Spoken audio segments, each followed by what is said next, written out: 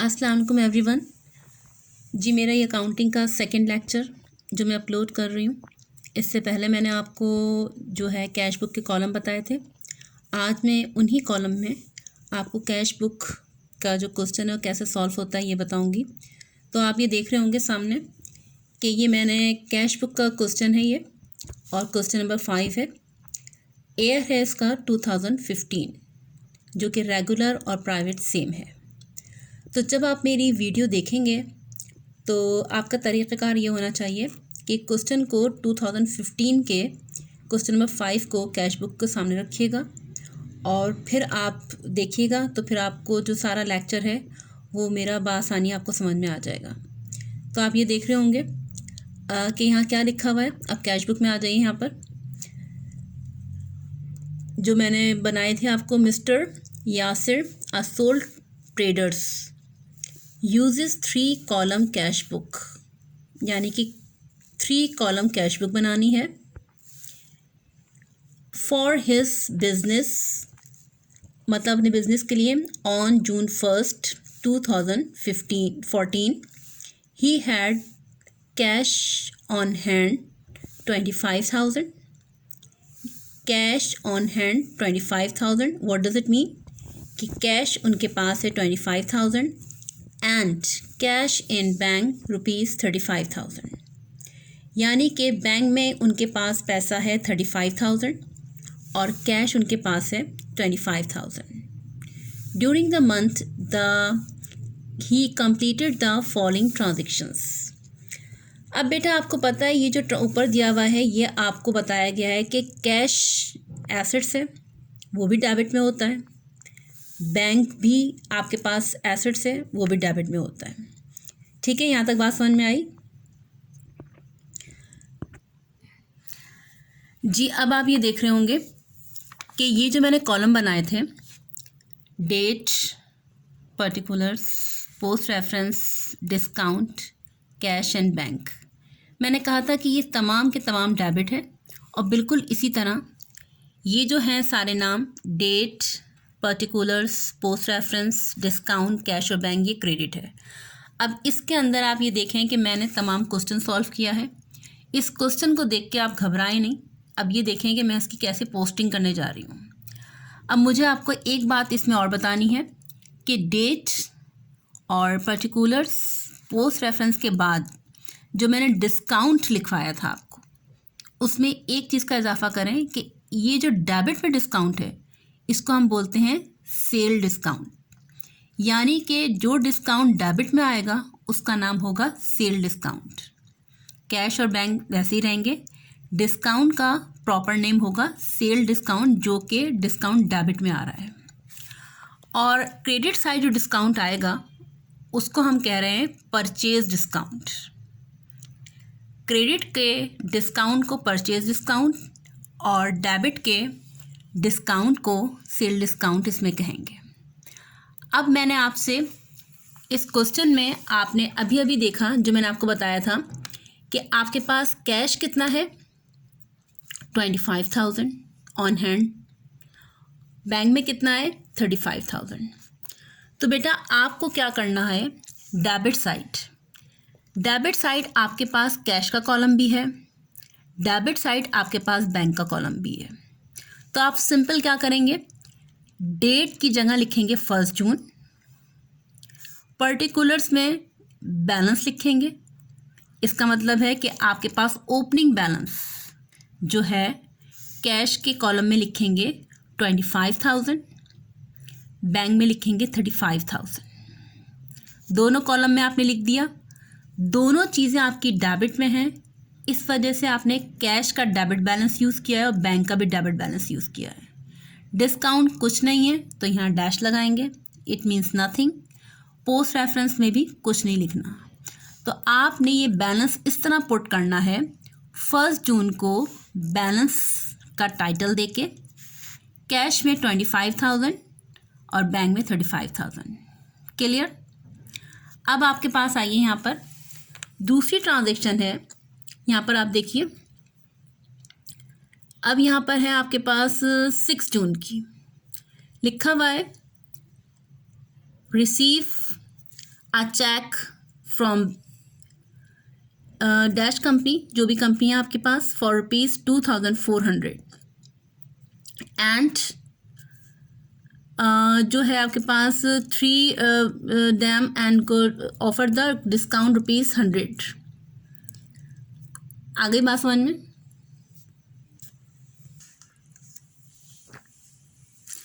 अच्छा जी, ये मैंने आपको बता दिया है कि 6 जून में, ठीक है। अब इस 6 जून के बारे में अब आपको खुद समझ जाना चाहिए कि ये ट्रांजैक्शन आपसे क्या कह रही है। कि आपने एक चेक रिसीव किया है इसराना कंपनी से। चेक रिसीव करने का मतलब क्या है कि आपके पास पैसे आ गए हैं। अब मैंने आपको क्या कहा था इसके बारे में, अब मैं आपसे कुछ पूछूंगी या कुछ बताऊंगी तो फिर आपको क्लियर होगा। इसराना कंपनी ने से आपने 2400 का चेक रिसीव किया है एंड उनको जो अलाउ किया है वो डिस्काउंट कितने का है, ₹100 का। तो आ जाइए आप एंट्री की तरफ। मैंने आपकी आसानी के लिए यहाँ पर एंट्री पास करी है, वरना तो इस क्वेश्चन में एंट्री होती नहीं है। एंट्री क्या पास करनी है, वही जैसे मैंने आपको सिखाया है। कैश आपने रिसीव किया है, कैश डेबिट 2400, SD का मतलब है सेल डिस्काउंट।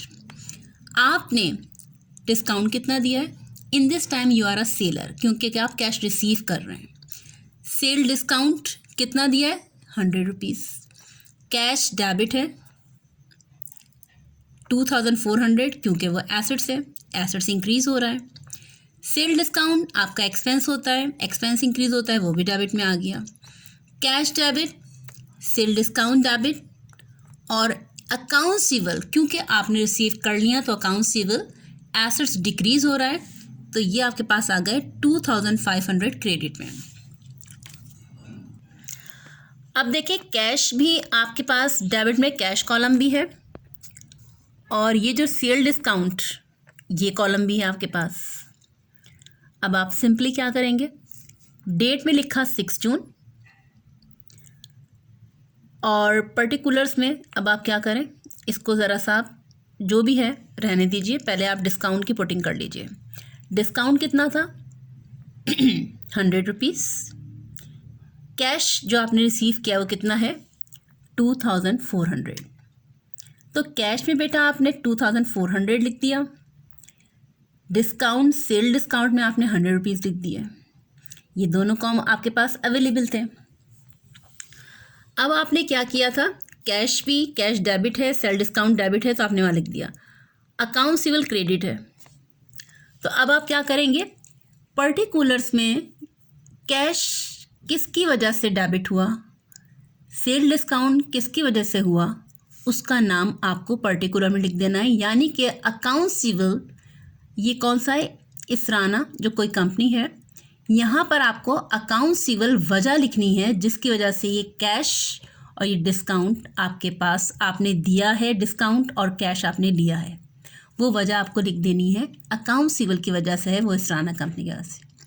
और यहाँ पर आपको 6 जून और ये और 100 और 2400।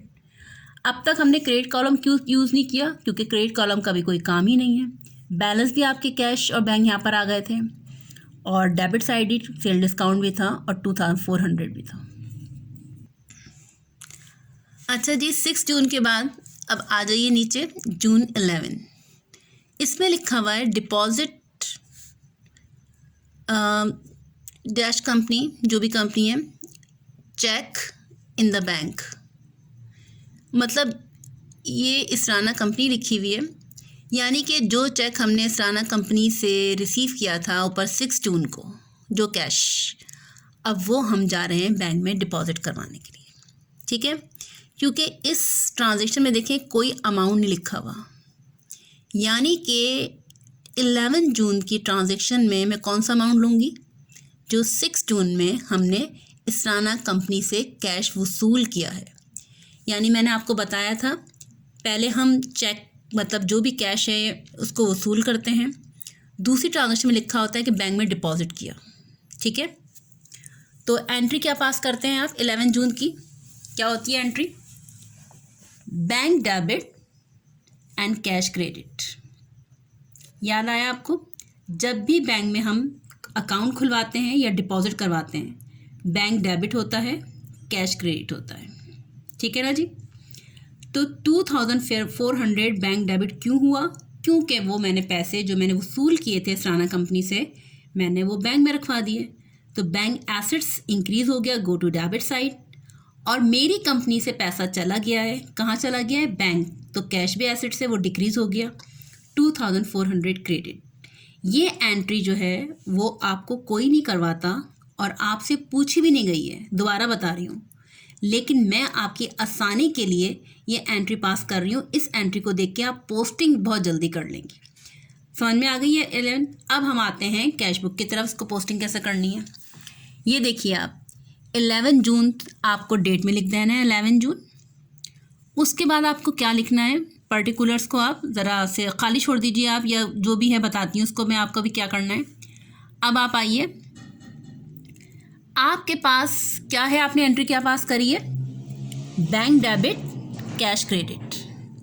तो बेटा बैंक जो है डेबिट साइड, ये देखें डेबिट साइड भी बैंक मेरे पास है, तो बैंक में मैंने लिख दिया डेबिट साइड 2400। देख रहे हैं आप, 2400 मैंने बैंक के डेबिट साइड लिख दिया है। और कैश डेबिट नहीं हुआ है मेरा, कैश क्रेडिट हुआ है, तो यहाँ पर डैश आएगा। डिस्काउंट कुछ नहीं है, डैश आएगा। पर्टिकुलर्स में बैंक जो है वो क्रेडिट क्यों हुआ है? कैश की वजह से, तो यहाँ पर कैश नाम आ जाएगा। कैश की वजह से मेरा बैंक डेबिट हुआ है। क्या एंट्री थी? Bank debit, cash credit. Bank मैंने डेबिट कर दिया है 11 जून को। अब बेटा फर्स्ट टाइम मैं जा रही हूँ क्रेडिट की तरफ। अब ये देखें 11 जून को क्या हुआ है? कैश मेरा क्रेडिट भी हुआ है।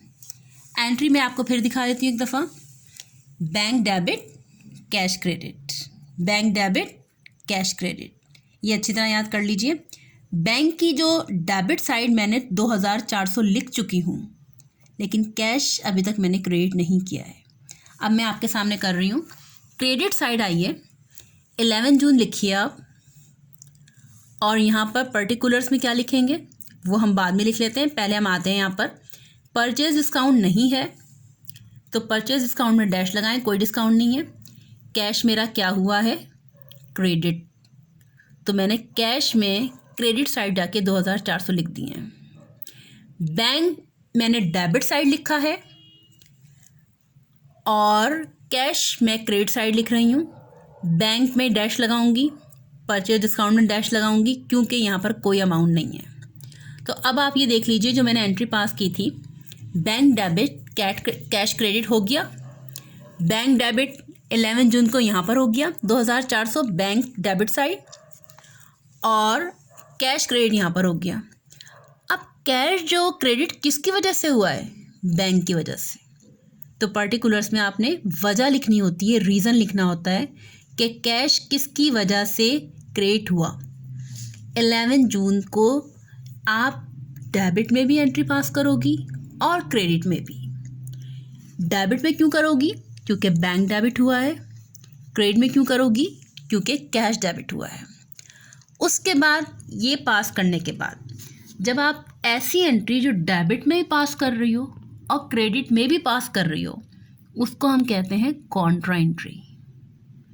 कॉन्ट्रा एंट्री का सिर्फ सी आप पोस्ट रेफरेंस में लिख दोगी, ये आपकी कॉन्ट्रा एंट्री है। क्यों? इसका मतलब है कि ये डेबिट में भी है और क्रेडिट में भी है, तो कॉन्ट्रा का हम सी यूज़ कर लेते हैं। अब यहाँ पर देखिए 11 जून को डेबिट के यहाँ पर मैंने सी लिखा है, बिकॉज 11 जून की जो एंट्री है होगी, जो पोस्टिंग कर रही हूँ, जो ट्रांजैक्शन है, वो यहाँ पर भी कॉन्ट्रा एंट्री लिखेंगे क्योंकि यहाँ पर मेरा बैंक डेबिट हुआ है, और यहाँ पर भी कॉन्ट्रा एंट्री लिखेंगे क्योंकि मेरा यहाँ कैश क्रेडिट हुआ है। अच्छा, तो बेटा ये मैंने आपको 1 जून का बैलेंस पोस्टिंग करना बताया, 6 जून की एंट्री सिर्फ डेबिट में बताई आपको, 11 जून की जो एंट्री है वो डेबिट में भी की मैंने, क्रेडिट में भी की, और कॉन्ट्रा एंट्री है, इसमें सी भी लिखा आपने। तो बेटा आपको ये 3 ट्रांजैक्शन की एंट्री पोस्टिंग समझ में आती है। तो ठीक है, मैं इस पूरे क्वेश्चन को एक साथ आपको बताना नहीं चाहती, क्योंकि अगर आपको कोई क्वेश्चन है या कुछ समझ में नहीं आ रहा तो हम इस पहले क्वेश्चन को थोड़ा सा हम डिफरेंट उसमें करते हैं कि पहले मैं 2-3 ट्रांजैक्शन बता दूं, उसके बाद मैं कंटिन्यू करूं। इस हवाले से अगर आपको कुछ पूछना है तो आप मुझे क्वेश्चन मेरे ग्रुप में दे दीजिए, मैं आप सबको कर देंगे। उसके बाद फिर मैं आपको सबको सेटिस्फाई करती हूँ। उसके बाद फिर हम आगे चलते हैं कि आगे भी मेरे पास है 15 जून, 27 जून एंड 30 जून, और फिर आखिर में उसकी बैलेंसिंग भी है। लेकिन कैश बुक एक दफ़ा मैं आपको सही से समझा दूँ, फिर आगे वाले क्वेश्चन जो हैं बड़ी फास्ट करेंगे। तो मैं इस वक्त लेक्चर का यहीं पे एंड करती हूँ। उम्मीद है समझ में आ गया होगा। नहीं आया तो इन 3 एंट्रीज़ के बारे में आप मुझसे क्वेश्चन कर सकते हैं या अपना कोई भी रिस्पॉन्स दे सकते हैं। Thank you so much.